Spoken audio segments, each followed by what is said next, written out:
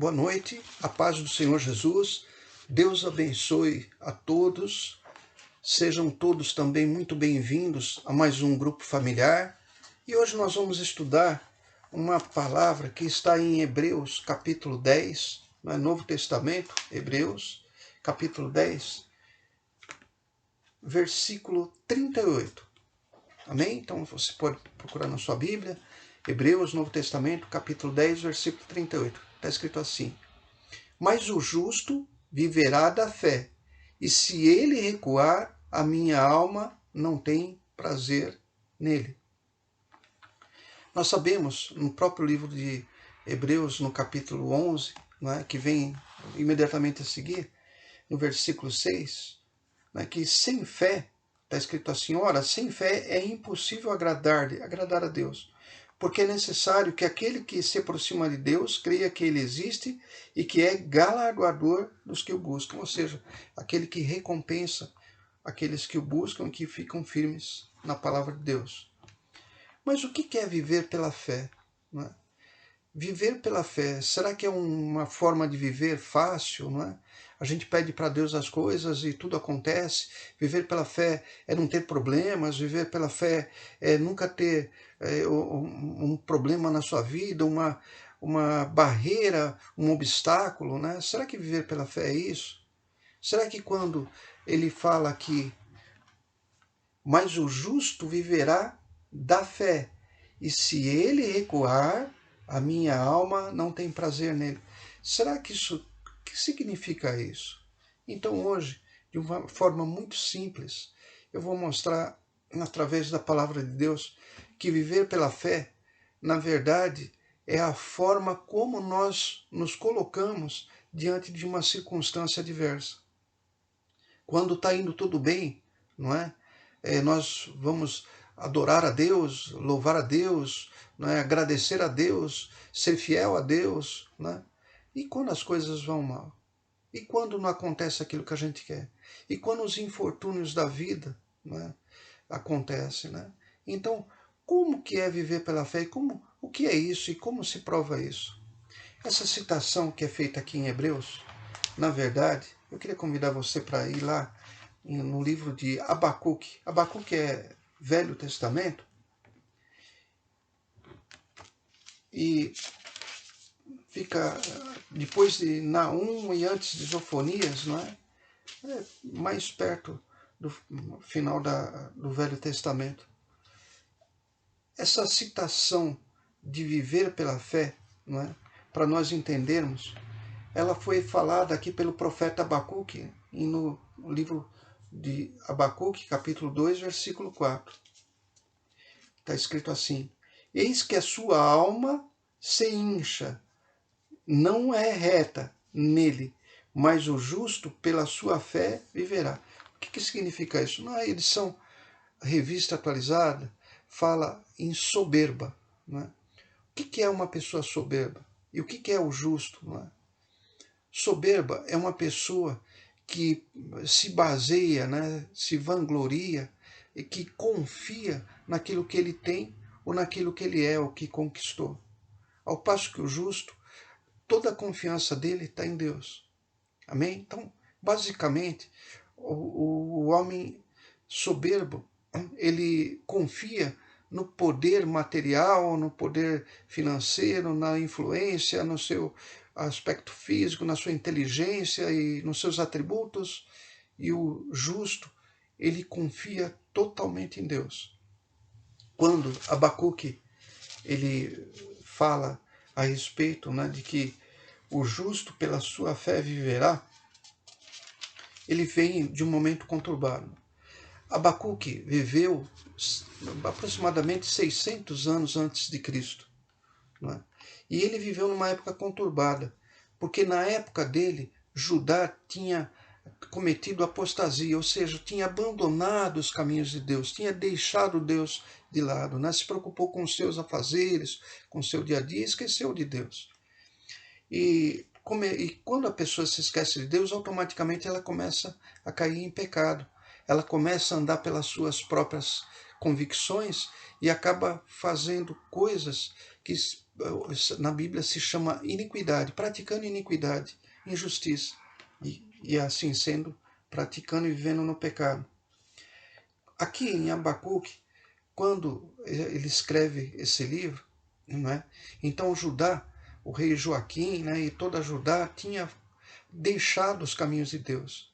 Então Deus, para fazer juízo, para acordar o povo, ele entrega o povo nas mãos de um rei chamado Nabucodonosor, o rei da Babilônia.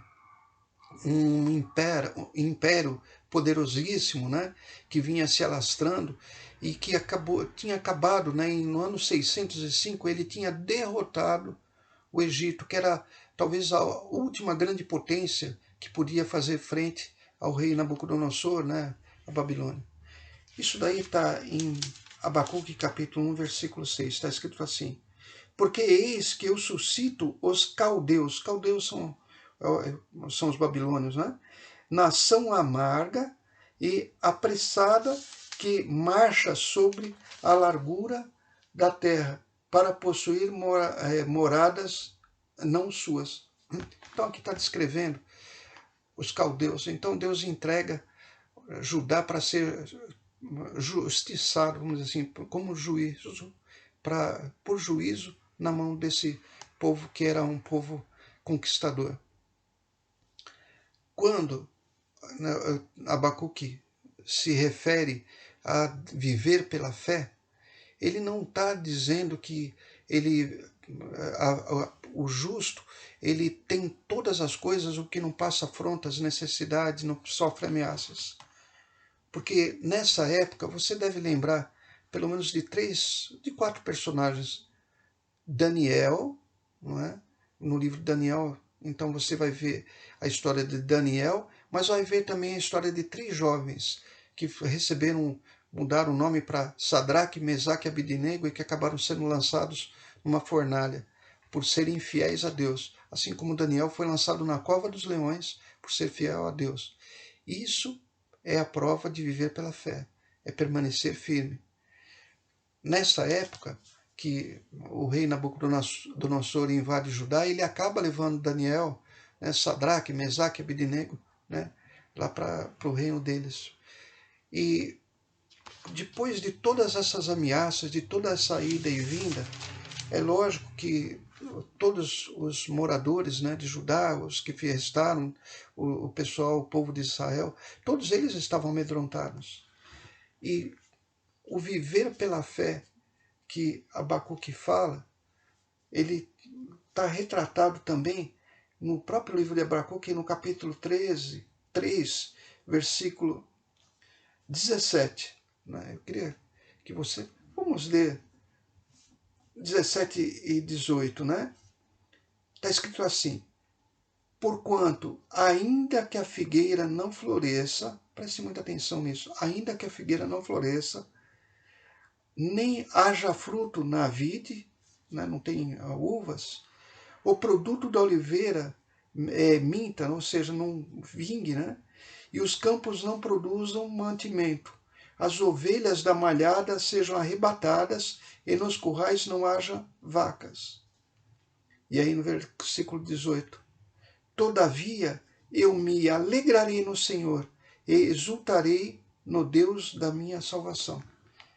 Isso é viver pela fé. Isso é o melhor exemplo de viver pela fé. Abacuque, ele vivendo numa época conturbada, sentindo provações, ele fala que o justo viverá pela fé.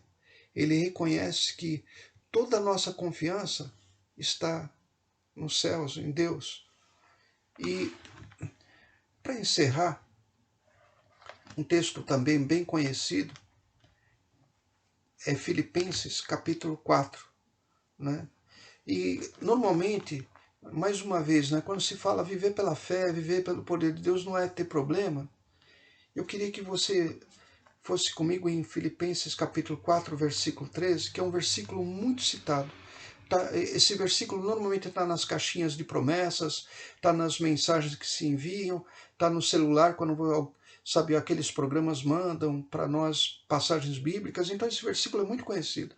Está escrito assim: posso todas as coisas naquele que me fortalece. Aleluia. Glórias a Deus. Posso todas as coisas naquele que me fortalece. Mas o que nós muitas vezes não fazemos é saber por que Paulo falou isso. Né? O apóstolo Paulo, ele falou isso depois de fazer umas considerações. Eu queria que você fosse lá no versículo 11. Está escrito assim: não digo isto como por necessidade, porque já aprendi a contentar-me com o que tenho. Amém? No versículo 12: sei estar abatido e sei também ter abundância. Em toda maneira e em todas as coisas estou instruído, tanto a ter fartura como a ter fome, tanto a ter abundância como a padecer necessidade. E aí ele fala aquela frase, né, aquele versículo: posso todas as coisas naquele que me fortalece. O viver pela fé implica em ter disposição de permanecer firme e de lutar contra todas as circunstâncias e esperar em Deus. Amém? Isso é viver pela fé. É isso que nos diferencia. É isso que nos torna diferentes perante Deus. É saber que mesmo que haja uma aprovação, né, mesmo que não haja fruto, nem haja mantimento, nem haja paz, nem haja segurança, todavia nós permanecemos firmes na palavra de Deus, na confissão de que Deus é o Deus da nossa vida, né? E confiando e descansando nele. Amém? Então que você possa, nesta noite, ter aprendido que viver pela fé envolve, né, muito mais do que vitória. Envolve a nos posicionarmos e a superar todas as provações pelo poder da fé. E que isso sirva de lição para nós, principalmente nesse momento tão difícil, momento em que muitas pessoas perdem seus entes queridos, muitas pessoas estão em leitos, muitos estão desempregados. Não é? Então, que nós nunca esquecemos que existe um Deus que é galardoador daqueles que o buscam. E através da fé, ele nos traz a resposta. Ainda que demore um pouco de tempo. Né? Em Hebreus, não é como Paulo fala, se você puder voltar um pouquinho, né? Hebreus capítulo 10, né, que nós lemos, no versículo 35, ele fala assim: não rejeiteis, pois, a vossa confiança, quer dizer, não deixa de crer, que tem grande e avultado galardão, quer dizer, que tem recompensa. A nossa confiança em Deus, a nossa fé, a nossa posição de ficar firme na palavra tem uma recompensa. Versículo 36. Porque necessitais de paciência para que, depois de fazer a vontade de Deus, possais alcançar a promessa. Então nós fazemos a vontade de Deus, dentro da vontade de Deus, nós aguardamos a promessa, nós aguardamos a vitória. Porque ainda um pouco de tempo, o que há de vir virá, não tardará. Então leva tempo. E aí, para encerrar, mas o justo viverá da fé, e se ele recuar, a minha alma não tem prazer nele. Mas, graças a Deus que nós conhecemos a palavra de Deus, e nós temos a confiança nele, e por isso permanecemos firmes. Eu queria convidar você a baixar sua cabeça, fechar seus olhos, fazer uma oração. Senhor Deus e Pai, em nome de Jesus, muito obrigado, meu Pai, porque a Tua palavra nos ensina, meu Pai, a vencer todas as tribulações. Muitas vezes nós podemos até entender que o que acontece com nós de provações é porque de alguma forma nós falhamos ou de alguma forma nós não merecemos a bênção, mas a Tua palavra fala que as aflições vêm para todos, Senhor. Então, meu Pai, em nome de Jesus, muito obrigado, porque agora nós sabemos que as provações, elas existem para ser superadas, existem para ser vencidas através do poder da fé, e a fé está na Tua palavra, a fé vem da Tua palavra, em nosso coração e em nossa boca. A fé que vem pela Tua palavra colocada no nosso coração e proclamada, declarada pela nossa boca, confessada pela nossa boca, esse é o poder que muda todas as coisas. Muito obrigado, meu Pai. Então, nós aproveitamos, meu Pai, para apresentar todas as vidas que estão sofrendo nesse momento. Pai querido, visita todos os lares, visita todos os leitos hospitalares. Pai, em nome de Jesus, instrua e dê sabedoria a todas as autoridades. Revista todos aqueles que trabalham, meu Pai, em serviços essenciais ou que estão cumprindo sua jornada de trabalho. Revista com teu poder, meu Pai, proteja-os em nome de Jesus. E que através das nossas orações, meu Pai, e do poder da fé, essa pandemia logo chegue a um termo, meu Pai. Logo se acabe, meu Pai, para nós voltarmos a ter uma vida de comunhão, principalmente na tua casa. É o que nós te pedimos e te agradecemos. E você que crê, diga amém e graças a Deus. Deus abençoe a todos e até o próximo domingo, às 10 horas da manhã, né, no culto presencial em Ribeirão Pires apenas, né? Ou então em nosso culto virtual, também às 10 horas da manhã. Deus abençoe a todos e até lá. Uma boa noite em nome de Jesus.